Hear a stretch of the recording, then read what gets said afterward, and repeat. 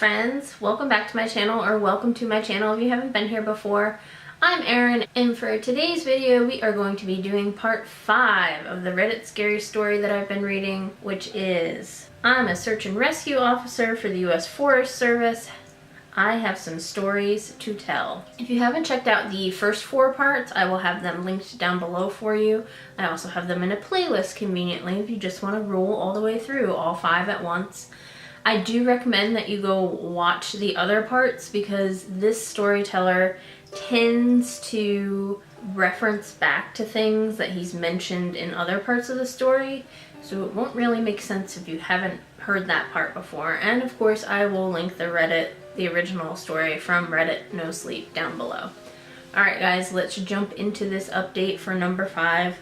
Now I did notice that at the top of it, it is labeled as NSFW, which would be not safe for work, and I'm not sure why. So I guess we'll figure that out as we go.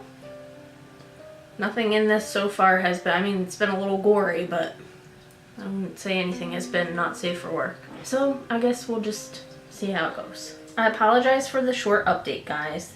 Things have gotten a little crazy around here, and I'm not sure how often I'll be able to update going forward. I really appreciate all the support you guys have given me, and while I only have a couple stories to share with you, I'll be interested to see what you all think. Here's his first story. A firefighter who was helping us at a training op told me about a call he'd gone on, supposedly to help rescue a kid from an absolutely massive tree. He said they didn't give him details, just that they needed him to come out and help because they lacked proper equipment. He'd been called out specifically because this thing was so huge that the SARs didn't feel safe trying to climb it. He'd been a tree trimmer before joining the volunteer fire department, so it was easy enough for him to grab his old equipment and come help out. He was led out about 2 miles, and the team stopped at one of the biggest trees in the area and pointed up. He laughed and asked the op captain how the kid had gotten up there, made some joke about the old cat in the tree thing, but the captain just shook his head and told him to get up there and get the kid down. He said he knew something was up, but he didn't push it. He said that as he climbed the tree, he started wondering if they were playing a prank on him. There was no way this kid should have been able to climb this effing thing. It was massive at the base, but about halfway up it started tapering, and I almost had to turn back a few times because I really didn't think it was going to hold me. But he said he kept going, and when he was just about to the top, he saw a flash of blue in the branches. I saw the kid's shirt sort of caught on a branch, and I called out to him and told him to come near me if he could, but he didn't say anything. I kept moving, calling the kid's name and telling him not to be scared, that I was there to help him. By the time I got to him, I knew he wasn't going to answer me. I found him, or what was left of him, cradled in the fork of a branch, and the fact that he was up there was sheer luck. If he'd fallen any other way, he'd have come crashing down. It wouldn't have mattered though, because the kid was dead long before he ended up in that tree. I don't know who put him there, or how or why, but it was effing sick. The kid's intestines had popped out of his mouth and were hanging in the branches. It was like some sick effing Christmas tree the way they were draped all over everything. I got a better look and saw they'd even popped out his butt. His guts were hanging out of the bottom of his pants. His eyes were gone. I assumed shoved out from whatever force caused him to effing pop like a stress ball. You ever seen a body that's been floating in the water for a long time? How their tongues kind of swell up and stick out? Well, he was like that. I remember because there were flies crawling all over it.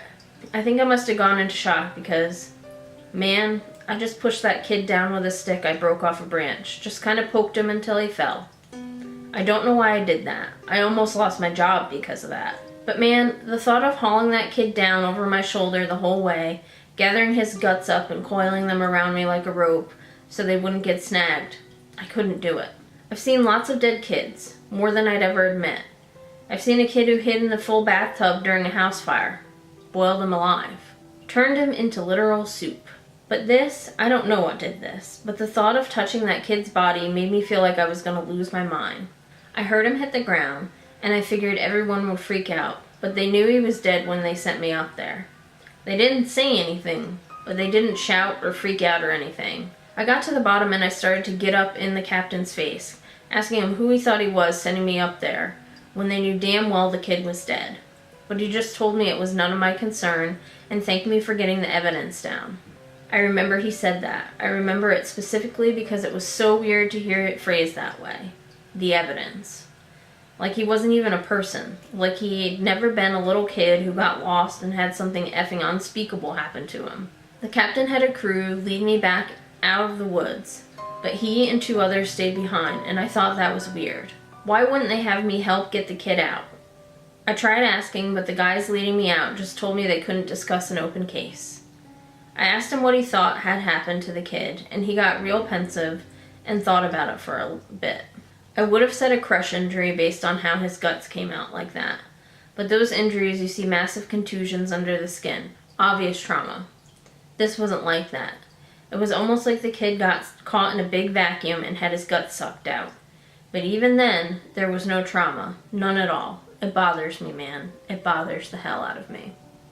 So, guess we figured out why it was not safe for work, because that was pretty graphic.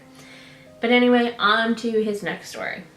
One of the vets at the training op reads No Sleep and recognized my stories. He knows me pretty well, and we've swapped stories before.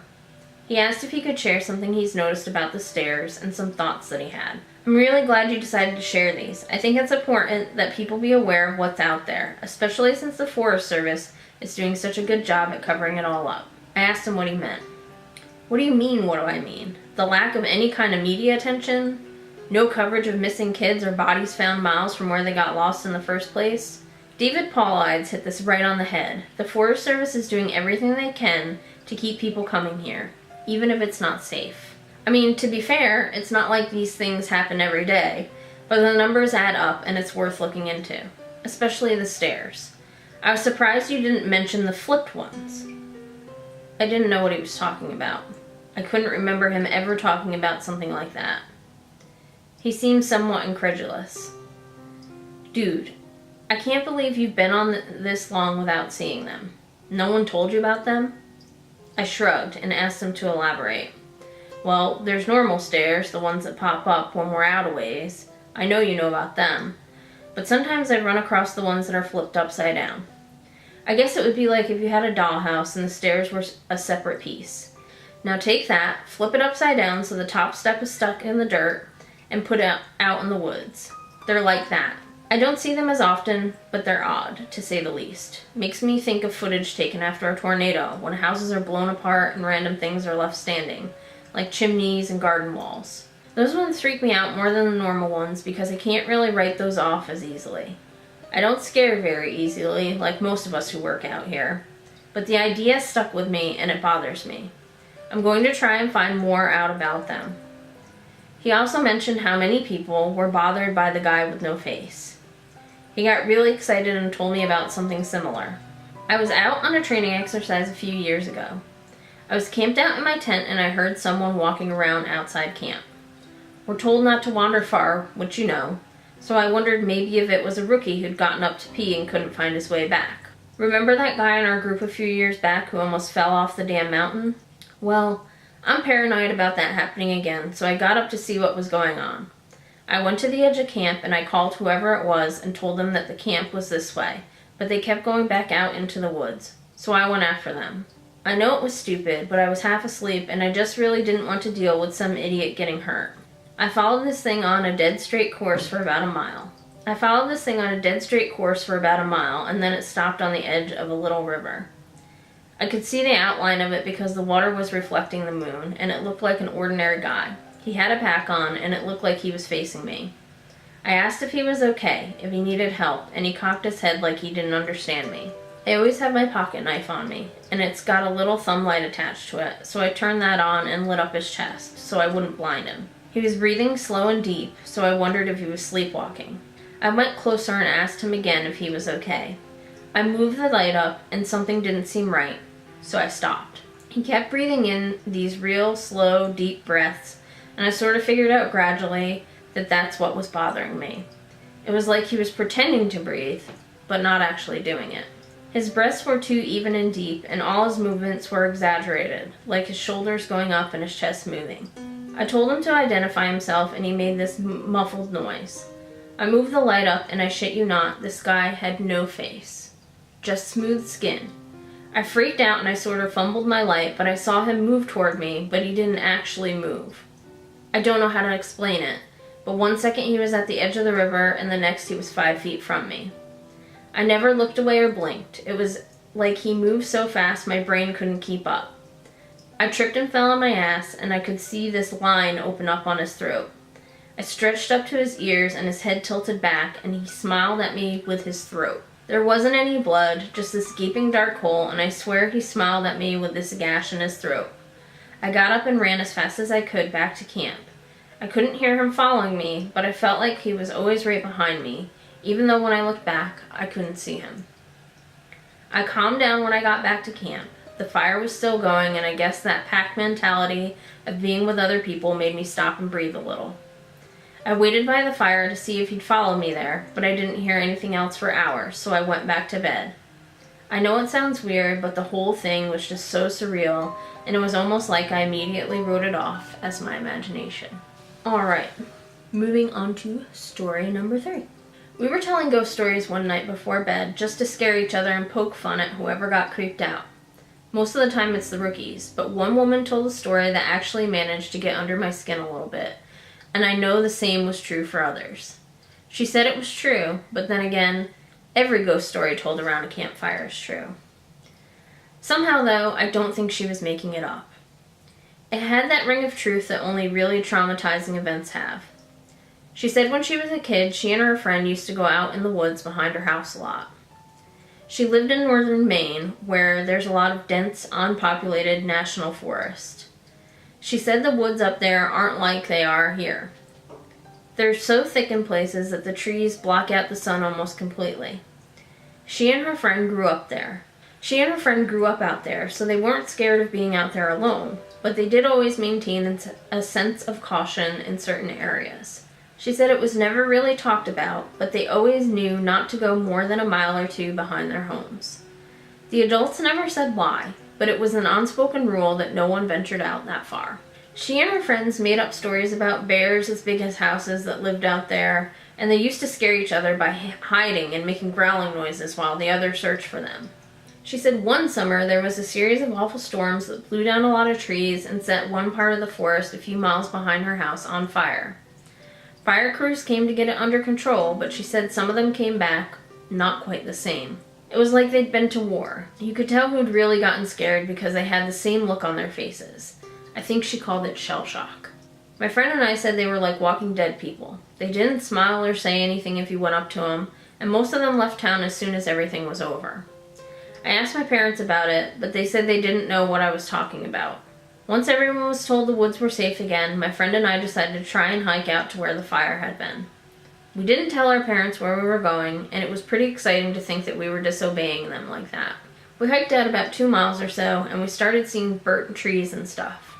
I remember my friend got really upset because we found the skeleton of a deer curled up under a tree, and I practically had to drag her away. She wanted to bury it, but I didn't want her touching it because its antlers were weird. I can't remember why, I just remember thinking that there was something wrong with them, and I didn't want either of us going near it. The further we went, the more burnt everything got. Eventually, there were no standing trees, and it was like being on another planet. Almost nothing green, just brown and black everywhere. We were standing there looking at it all, and we both heard someone shouting in the distance. I panicked because I thought it was my dad, and that he was going to tell me I was grounded. My friend broke off and went to hide behind a big rock because she said she didn't want to be caught out here. Her parents had forbidden her to come out in the woods at all, and she lied and told them we were going to a movie. I followed her and we kept listening. I could hear this voice getting closer, and I realized that they were calling for help. I thought maybe it was some hiker who had gotten lost and needed directions back to town. That used to happen all the time, so I was used to helping people out. I heard him following my voice, so I kept calling until I saw him running in the distance. He got closer and I could see that his face was all red. I told my friend to give me her pack because she had a first aid kit. She made this noise like she was grossed out, and she asked if I saw his face. I told her to shut up, and I jogged up to meet him. I stopped about halfway when he stopped in front of me, and I could see that his nose and lips and part of his forehead were all gone. It was like they had been sliced clean off. He was bleeding bad, and I saw the knees of his pants were red too. I took a step back, but I was too scared to move much, and he grabbed my shoulders. It felt like I got a shock, and he jerked back. He started babbling and I couldn't tell what he was saying, except that he kept asking how long he had been gone. He asked me where his unit was, but I just shook my head. He looked me over and saw my Walkman and screamed. He just kept babbling and touching his face, and I realized he wasn't wearing the right clothing. He had some kind of weird gray cloth jacket and almost formal pants on, and the jacket had these weird buttons with red borders on it. I kept shaking my head and I told him I couldn't understand what he was saying. I went to open the first aid kit, but he just screamed again and said the only thing I could really understand. "Don't touch me. You'll make me go back there." After that, he ran off and I could hear him screaming the whole time. When I couldn't hear him anymore, I turned around and my friend was crying. I just turned around and started walking back toward town. She asked me over and over what had happened and who that was, but I didn't say anything. When we got home, I told her I didn't want to play in the woods anymore. We're still friends, but we don't talk about that guy. Not ever. And then it says, "I'll update as soon as I'm able, guys. I appreciate the continued support." So that was it for that particular part. That last story was a little weird with the person with the messed up face and the uniform. I'm assuming it was like some kind of ghost or something. I'm not really sure. And then that first one was really gory. But again, it goes to my whole Thunderbird theory.